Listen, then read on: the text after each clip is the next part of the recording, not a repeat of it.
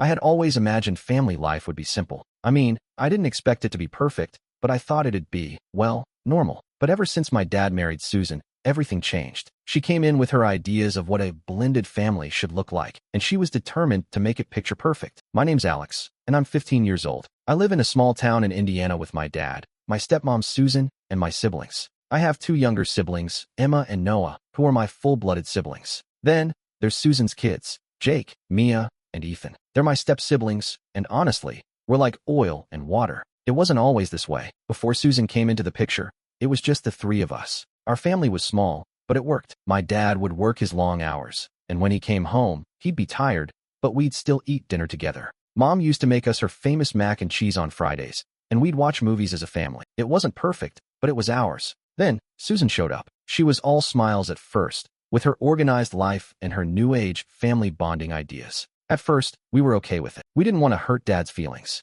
But slowly, things started to shift. The dinners didn't feel as warm anymore. The new family rules didn't feel natural. They felt forced. And then came the calendar. Susan introduced this color-coded family calendar, which, in theory, was supposed to make our lives more organized. But instead, it felt like a constant reminder that everything had to be planned, down to the minute. My siblings and I were given specific colors to represent our time slots. Red for Emma, blue for Noah, yellow for Jake, and so on. The calendar would hang on the fridge, a glaring reminder that our every move was being tracked. There were sections for homework, dinner times, movie nights, chores, and family activities that always seemed to take up the whole weekend. It wasn't that I minded having a schedule. I mean, sure, we all needed structure, but it felt like everything was a performance. Like we were actors in her perfect little family sitcom. I remember the first time she sat us down to review the calendar. Susan was all excited, showing us how it would bring harmony to our chaotic lives. Emma, being her usual bubbly self, nodded along, but I could tell she wasn't too thrilled. Noah just looked confused.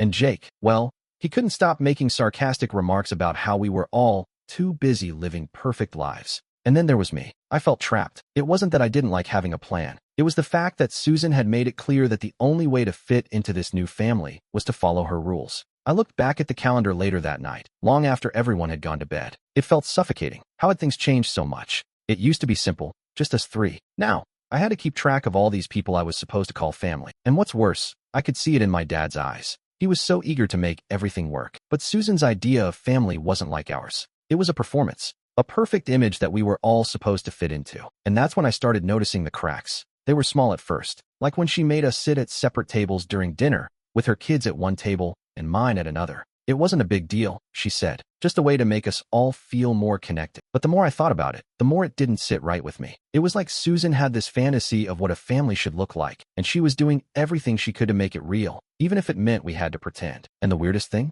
My dad never saw it. He was so wrapped up in trying to make her happy that he didn't see how much it was affecting the rest of us. I could already feel the tension building. It was like we were all on the edge of something, waiting for everything to unravel. We didn't know it yet, but that calendar, those perfect family dinners, and Susan's obsession with control were the beginning of a storm that none of us were prepared for. At that moment, I couldn't shake the feeling that everything about this perfect family was a lie, a fantasy that would come crashing down sooner or later. But I didn't know just how right I was. It was the kind of thing I never would have imagined would exist, a place where all of us, my step-siblings and I, could talk about our lives without any fear of Susan's watchful eye. I had no idea it was even happening until Jake, of all people, pulled me aside one night. "Hey," Jake said, his voice low, "you ever heard of the Surviving Susan Discord server?" I frowned, a bit confused. "What's that?" He shrugged, a smirk on his face. "It's where we vent. All of us." My eyes widened. "All of us?" "Yeah," Jake said, a glint of mischief in his eyes. "I started it after the camping trip. We needed a place to, talk without Susan freaking out." I didn't even know what to say. Susan had a way of making everything feel controlled, even our thoughts. But this felt like a rebellion, a safe space for the people who were trapped under her idea of what a perfect family should be. Jake didn't wait for me to respond. He pulled out his phone and tapped a few buttons, pulling up the invite to the server. "Come on, you need to see this," he said. I hesitated for a second. Then, curiosity won. I clicked on the link. Once inside, I could see it all. Channels dedicated to everything from daily struggles with Susan's rules to something that gave me a chill, exit strategies. There were messages about how each of us planned to leave, emotionally or physically, as soon as we could. Some were drastic, others were more subtle, like pretending to be perfect just long enough to survive until we were old enough to get away. But it was the bathroom schedules that made me pause. People had actually written out times when they'd be allowed to use the bathroom, depending on when the house was free of Susan's watchful gaze. There were also countdowns to family activities, like the forced family hikes or movie nights, and everyone was counting the hours until they could escape. I scrolled through, feeling sick to my stomach, as I saw my own name pop up under several of the threads.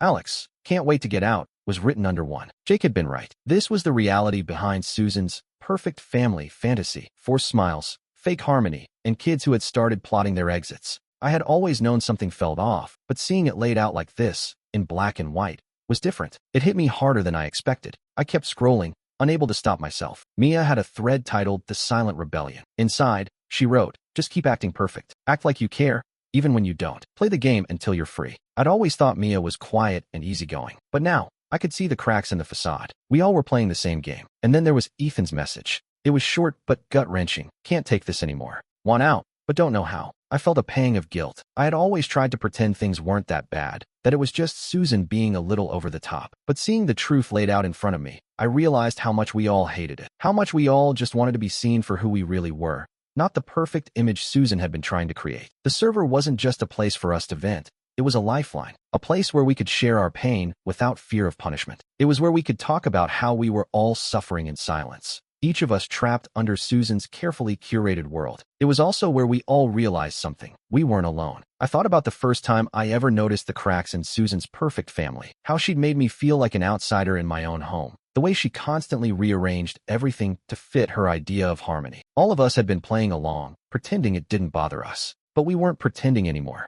And now, we had a plan. I closed my phone, a weight settling heavily on my chest. This wasn't just about Susan anymore. This was about all of us. Her perfect family was nothing but a mask, and behind it, we were all quietly falling apart. I had no idea what would happen next, but one thing was clear. This was the beginning of something much bigger than just me. It was the beginning of our rebellion. Susan's birthday was coming up, and she had one request: that everyone contribute to the preparations. Normally, I'd shrug it off. Birthday celebrations were always a little much for her. But this time, it felt different. This was a test, I knew it. A test of how much we could pretend, how much we could fake. She sent out an email to everyone with a list of assignments, as if she were orchestrating a grand symphony. Emma was in charge of decorations. Noah was assigned to set up the party favors. Jake had to manage the playlist, and I was stuck in the kitchen. Not that I cared. I wasn't expecting anything grand, just that the whole thing would somehow, for some reason, turn into another one of her family unity projects. And of course, everything went wrong. Emma, being her usual chaotic self, ended up using the last of the vanilla extract for the frosting, leaving me with barely enough to finish the cake. Jake,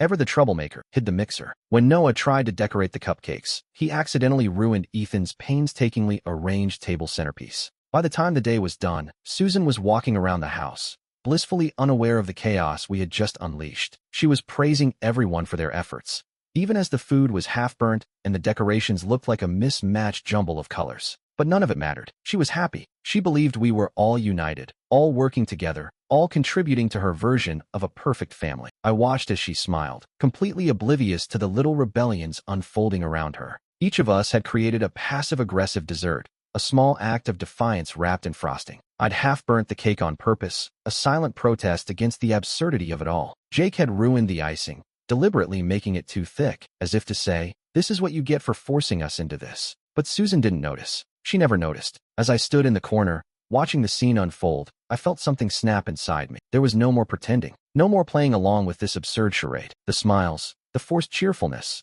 none of it was real. It was all a lie, a performance. Susan had this perfect little world in her head, and we were all cast in roles we didn't fit into. I could see it now more than ever. She wasn't just controlling the family. She was trying to rewrite our lives. My life, our memories. She wanted everything to fit into this sanitized, blended version of a family. But we weren't a family. We were actors. And as the party went on, I realized just how deep the cracks in this perfect family ran. Every smile, every polite laugh, was another mask we put on to make her happy. But the truth was, we were all suffocating in it, and I couldn't pretend anymore. The breaking point had arrived. The cake, the decorations, the awkward family moments. It all symbolized everything wrong with this place. Everything Susan had done to force us together into this perfect image of family. But it wasn't a family. Not anymore. I glanced at Noah, who was fiddling with his phone, clearly wishing he could be anywhere but here. Mia and Jake exchanged a glance that said everything without a word being spoken. We were all in this together, but we were all so damn tired of pretending. And Susan?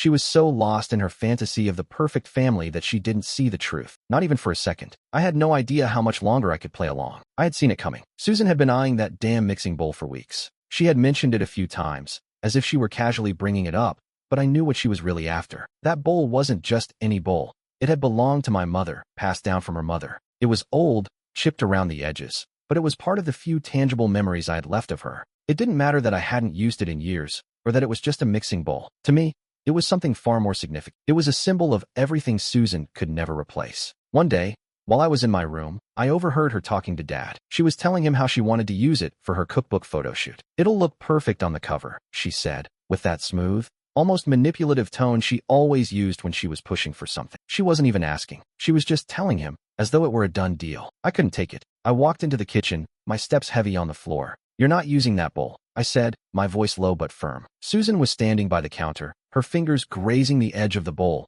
her smile flickering when she saw me. "Oh, honey," she said sweetly. "I was just telling your dad that it'd be perfect for the photos. It's just a little part of the story, you know? For the book." "No," I said, shaking my head. "I don't care about your book. You're not using it." Her smile faltered, but she quickly recovered. "Alex, it's just a bowl," she said, trying to stay calm. "It's a family heirloom, I know, but we're making memories here. Isn't that what this family is about?" I felt my blood boil. Making memories? Or replacing them? I snapped. "This isn't about making memories. It's about you forcing your version of what a family should be." Susan's face tightened. "I don't think you understand, Alex," she said, her voice lowering. "I've been patient with you, but if you keep pushing back like this, I will recommend you go to boarding school. Maybe some time away from this family will teach you respect." My heart skipped a beat. "You wouldn't do that," I said, my voice shaky despite my best efforts to keep it steady. "Oh, I would," she said calmly, stepping closer to me. "And if you keep acting out, I will. I'm trying to make this work, Alex, for all of us. But you need to fall in line." I stared at her, feeling something inside me snap. She was trying to control me, to control all of us. It wasn't enough that she had come into our family and tried to rearrange everything in her perfect little image. Now she was taking my memories too. "Why do you even care about this family's memories?" I asked, my voice shaking with frustration. "You never cared about my mom's memories. You never cared about anything that was here before you. You just want to replace everything, turn it all into some manufactured version of love." The silence that followed felt like it lasted forever. My heart was pounding in my chest. For the first time, I didn't feel like I was going to back down. But Susan's eyes weren't soft anymore. There was a coldness in them. "You have no idea what you're talking about," she said, her voice quieter now, colder. "I've done everything for this family. Everything. And you're just making it harder." I looked at her, my stomach turning. I wasn't going to let her break me anymore. "You can take your perfect family and shove it. I'm done pretending." I turned and walked away, the weight of what I'd said sinking in. It felt like everything I had kept bottled up for so long had just exploded. I didn't care if Susan was furious. I didn't care if she hated me for it. I wasn't going to let her take anything else from me. As I left the kitchen, I could feel the eyes of my siblings on me. I wasn't sure who was on my side anymore, but I could tell this was a turning point. They were all watching, waiting to see if I was going to keep letting Susan have her way. When I reached the hallway, I heard Susan's voice behind me. "You're the problem, Alex.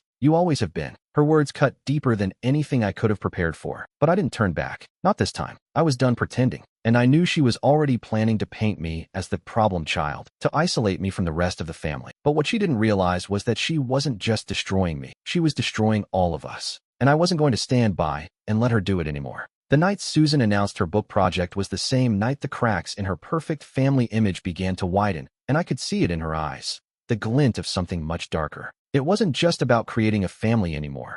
It was about capturing her version of our family for everyone to see. We were sitting at the dinner table, a family bonding night, Susan's latest idea. She had somehow turned it into a celebration, though we all knew it was just another ploy to keep us in line. I watched as she picked up her glass of wine, her voice smooth and rehearsed as she casually dropped the bomb. "I've been thinking," she said, glancing around the table at all of us. "You know how much I love this family. And I've decided to write a book about it, about how we blended together, how we overcame challenges, and how beautiful it is when everything falls into place." She paused dramatically, waiting for applause that never came. We all just stared at her, not sure what to say. "I want to use our most difficult moments as examples, though," she continued. "That time, Alex, when you were so upset about the mixing bowl, for example. That was a pivotal moment, a struggle we overcame together. And I think it'll make the perfect picture for the book, showing how a family faces adversity and still comes out stronger." My stomach twisted. She was framing everything that had happened, the confrontation with me, the fight, into a moment of family discord that could be packaged for her book. She didn't care about how it made me feel or what it did to the family. It was about using it for her narrative, for her self-made family image.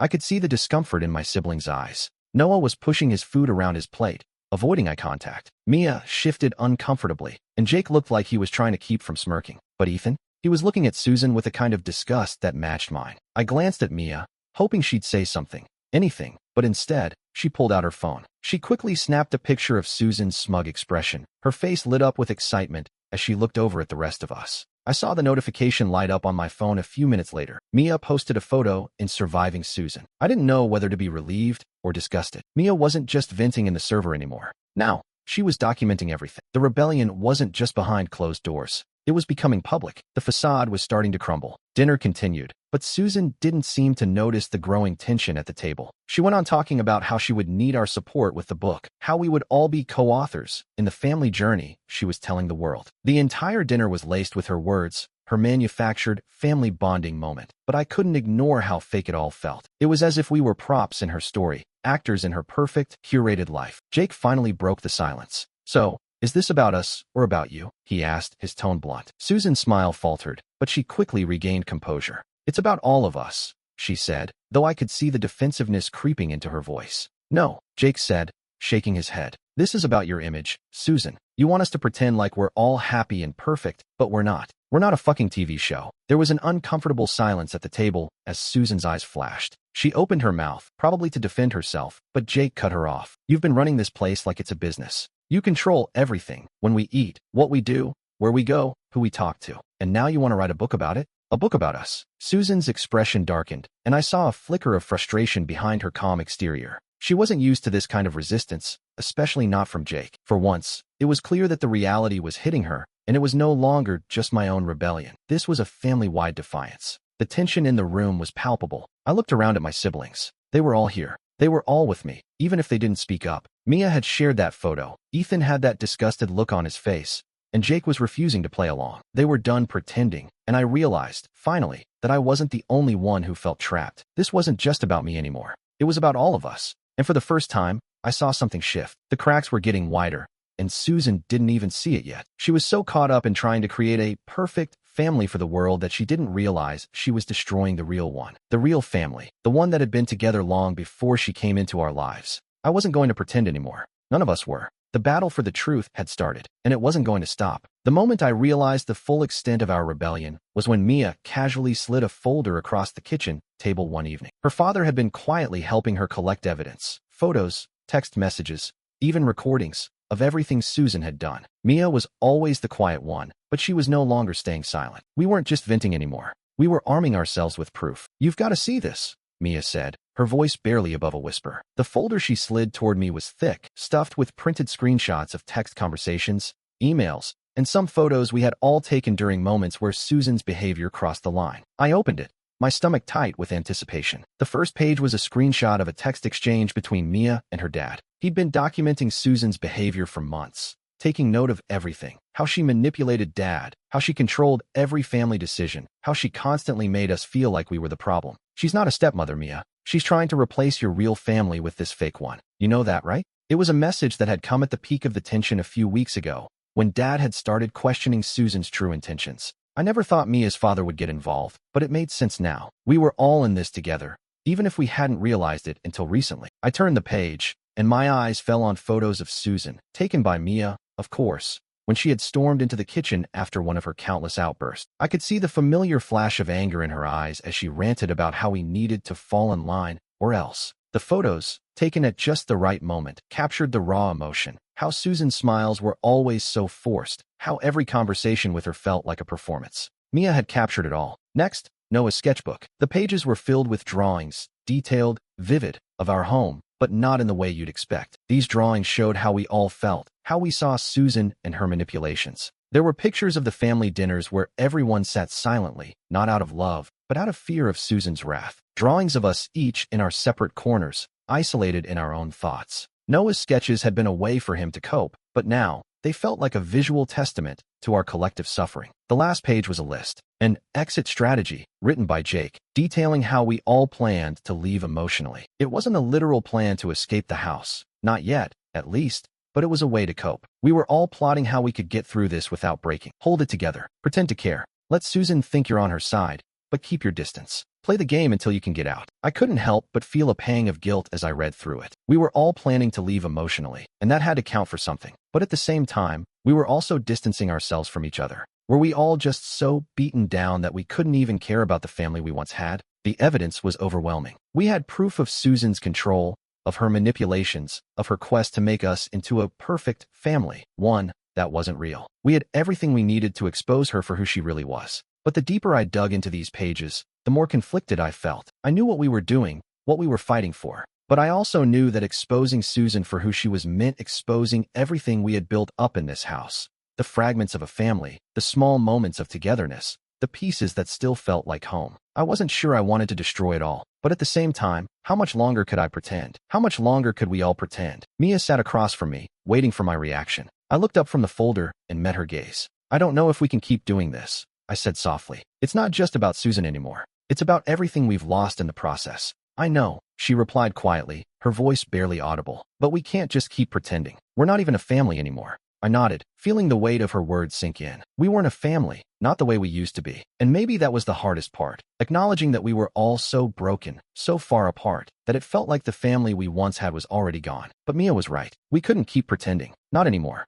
With that realization came another. Our rebellion wasn't just about exposing Susan. It was about reclaiming who we were, about remembering what it meant to be a family, to care for each other, without the constant weight of Susan's control hanging over us. And for the first time in a long time, I felt a flicker of hope. We might be broken, but we weren't defeated. Not yet. And together, we were going to fight. Susan's ultimatum came like a slap in the face, a cold, calculated move in her ongoing game of control. I should have seen it coming, but it still took me by surprise. It was late one evening, the air thick with tension from the dinner table debacle. I had barely gotten any sleep the night before, still shaken from the way Susan had tried to spin the confrontation over the mixing bowl into some family lesson for her book. It was clear she didn't care about any of us. We were just players in her manufactured version of the world. That night, as the family was wrapping up, Susan approached me in the kitchen, her voice low and calm, as if nothing had happened. "I need you to apologize," she said, her hands folded neatly in front of her. "Publicly. Not just to me, but to everyone, for the scene you caused. It's not about the bowl,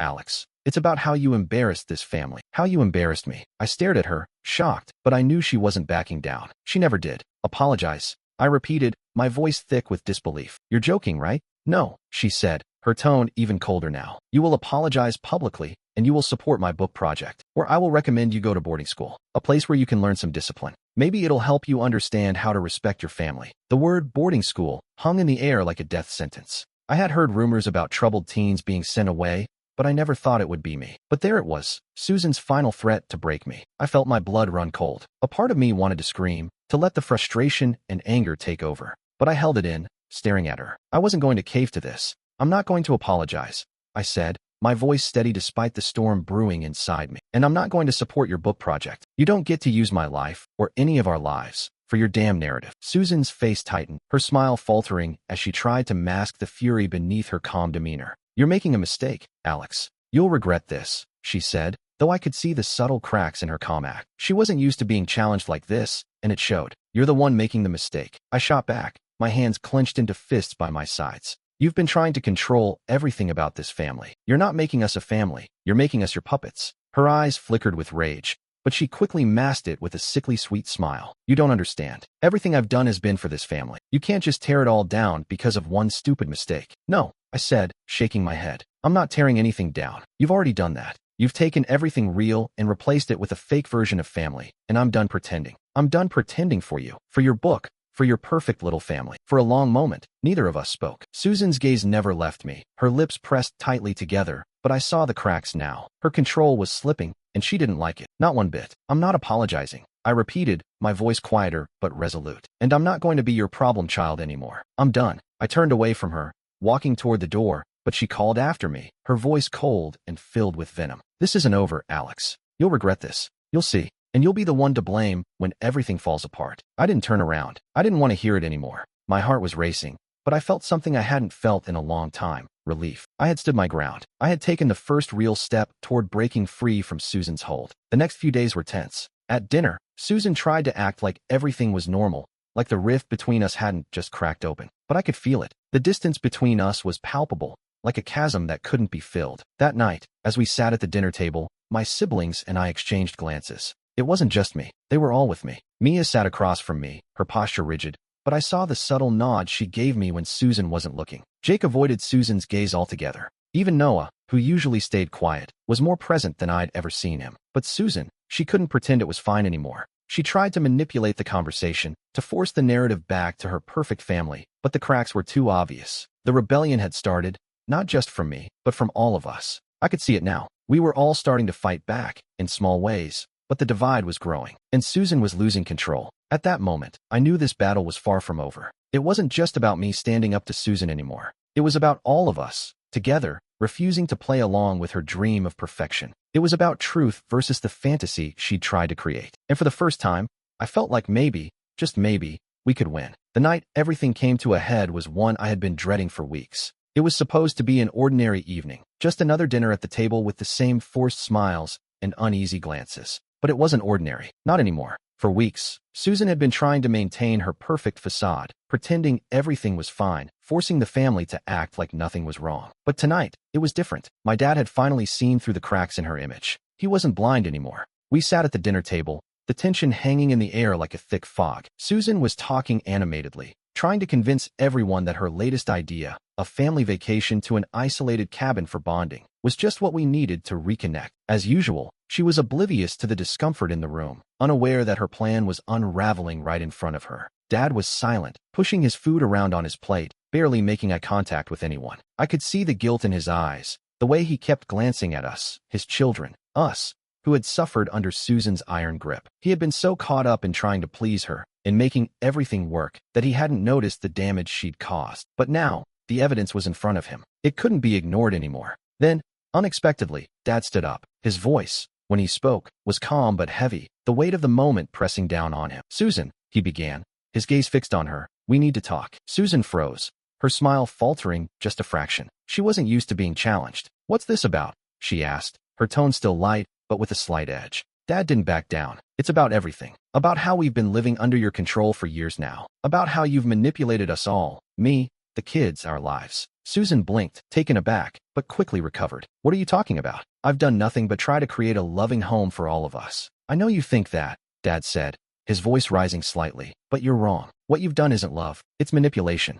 It's about your version of perfection, not about us. Not about the kids, not about me." The silence that followed was deafening. I could see Susan's composure cracking. She opened her mouth to respond, but Dad held up a hand. "No, it's time to stop pretending. We need to face the truth." With that, Mia, who had been sitting quietly through the exchange, stood up and walked over to the table. She placed the folder in front of Dad, the one with all the evidence we'd gathered over the past few weeks. Discord conversations, photos, text messages, everything. Dad hesitated for a moment, then picked it up. He flipped through the pages slowly, his face growing paler with each turn. I watched him, waiting for him to react, and when he did, it wasn't anger or frustration. It was guilt. The realization of how deep Susan's control had gone hit him like a tidal wave. He put the folder down and looked at her, his expression now filled with sorrow. "Why didn't you tell me?" he asked quietly, his voice trembling. "Why didn't any of you come to me sooner?" Mia stepped forward, her voice trembling but strong. "Because we knew you'd never believe us, Dad. You were always so focused on making Susan happy,